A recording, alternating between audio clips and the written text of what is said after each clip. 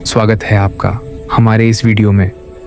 ब्रह्मास्त्र ये शब्द सुनते ही मन में अपार शक्ति, दिव्यता और विनाशकारी सामर्थ्य की छवि उभर आती है। भारतीय पुराणों में वर्णित ये अस्त्र सदियों से रहस्य, रोचकता और चर्चा का विषय रहा है। प्रश्न ये है कि क्या ब्रह्मास्त्र वास्तव में किसी प्राचीन परमाणु हथियार जैसा था? क्या हमारे पूर्वजों ने ऐसे विज्ञान या तकनीक का ज्ञान प्राप्त किया था जो आज की आधुनिक सभ्यता भी कल्पना भर कर सकती है? या फिर ब्रह्मास्त्र केवल एक रूपक था, ऊर्जा और आध्यात्मिक शक्ति का प्रतीक? इसी रहस्य की खोज में आज हम एक लंबी, विस्तृत और शोधपूर्ण यात्रा पर निकलेंगे। एक डॉक्यूमेंट्री स्टाइल नैरेटिव में, जहां हम इतिहास, पुराण, विज्ञान, पुरातत्व और तर्क को साथ लेकर बात करेंगे। प्राचीन भारतीय ग्रंथों, विशेषकर महाभारत, रामायण और विभिन्न पुराणों में ब्रह्मास्त्र का वर्णन ऐसा किया गया है मानो यह वास्तव में एक ऐसे अस्त्र की तरह कार्य करता था जो अपनी ऊर्जा से संपूर्ण क्षेत्रों को उजाड़ सकता था।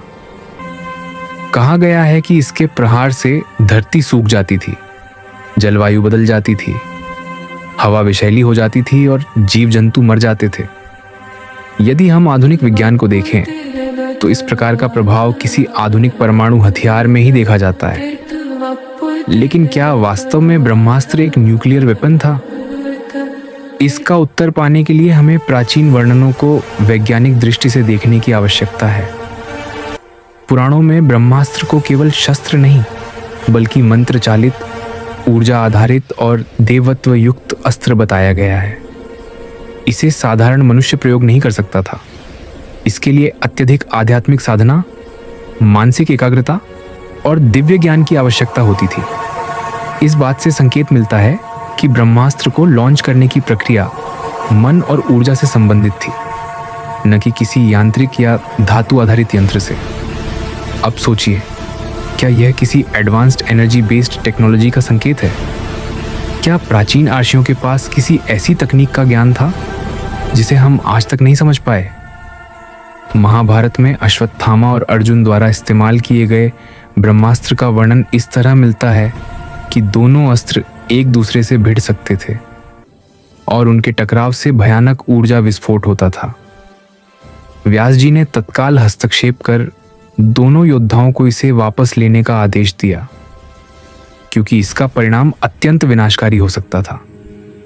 यहां अस्त्र को वापस लेना एक बेहद महत्वपूर्ण संकेत है। आधुनिक विज्ञान में किसी परमाणु मिसाइल को लॉन्च करने के बाद उसे वापस लेना संभव नहीं है। मिसाइल चल चुकी तो चल चुकी, लेकिन ब्रह्मास्त्र मंत्रों द्वारा वापस लिया जा सकता था। ये बात इसे केवल भौतिक हथियार नहीं, बल्कि एक चेतन ऊर्जा आधारित अस्त्र के रूप में प्रस्तुत करती है। इससे वैज्ञानिक समुदाय में कई प्रश्न उठते हैं। क्या यह माइक्रोवेव जैसा कोई डायरेक्टेड एनर्जी वेपन था? क्या यह किसी अननोन टेक्नोलॉजी से संचालित होता था जो मनुष्य की चेतना से जुड़ी थी? या यह केवल पुराणों में लिखा हुआ एक रूपक मात्र है? कई विद्वान मानते हैं कि ब्रह्मास्त्र का वर्णन प्रलयकारी ऊर्जा को दर्शाता है। कुछ तो यह भी कहते हैं कि प्राचीन भारत में अस्त्र शास्त्र का ज्ञान केवल भौतिक हथियारों तक सीमित नहीं था। संभव है कि मंत्रों द्वारा उत्पन्न ध्वनि तरंगें, कंपनों और ऊर्जा प्रवाहों का ज्ञान इतना उन्नत था कि वे पदार्थ की संरचना को प्रभावित कर सकते थे। इस संभावना को नकारा भी नहीं जा सकता, क्योंकि आज की आधुनिक क्वांटम फिजिक्स में भी चेतना, तरंगों और पदार्थ की संरचना के बीच रहस्यमयी संबंध स्वीकारे जा चुके हैं। ब्रह्मास्त्र के प्रभावों को यदि परमाणु हथियारों से तुलना करें तो कई समानताएं दिखाई देती हैं। अत्यधिक गर्मी और प्रकाश का प्रहार, भूमि का बंजर हो जाना, वायुमंडल में विषाक्तता का फैलना, पीढ़ियों तक असर रहना, जल स्रोतों का दूषित होना। महाभारत में वर्णित एक प्रसंग में कहा गया है कि ब्रह्मास्त्र के प्रयोग से गर्भस्थ भ्रूण तक प्रभावित हो सकता था। यह आज के रेडिएशन पॉइजनिंग जैसा प्रतीत होता है। अब सवाल यह है कि इतने अद्भुत प्रभाव वाले अस्त्र की उत्पत्ति कैसे हुई?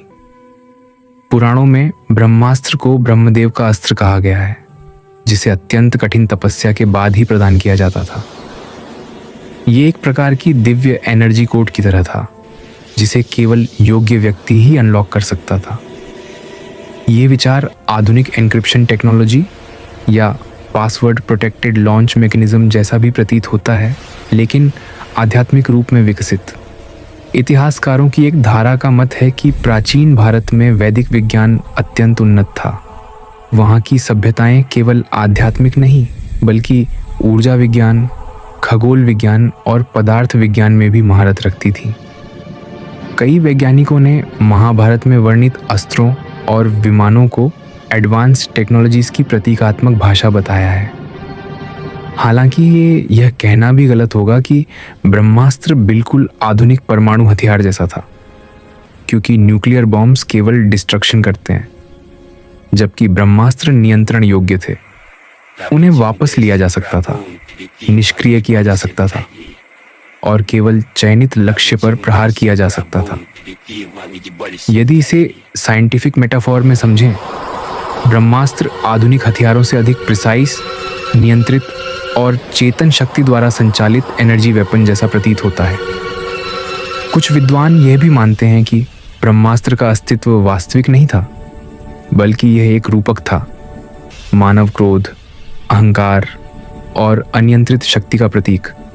जैसे आधुनिक न्यूक्लियर वेपन्स मानव विनाश की सीमा दर्शाते हैं, वैसे ही प्राचीन काल में ब्रह्मास्त्र उस सर्वोच्च विनाशकारी शक्ति का प्रतिनिधित्व करता था। लेकिन कई विरोधी मत ये कहते हैं कि अगर यह केवल प्रतीक होता तो इसके इतने विस्तृत, विशिष्ट और वैज्ञानिक जैसे वर्णन क्यों मिलते? क्यों इसका प्रयोग नियंत्रित करने के लिए इतने कड़े नियम थे?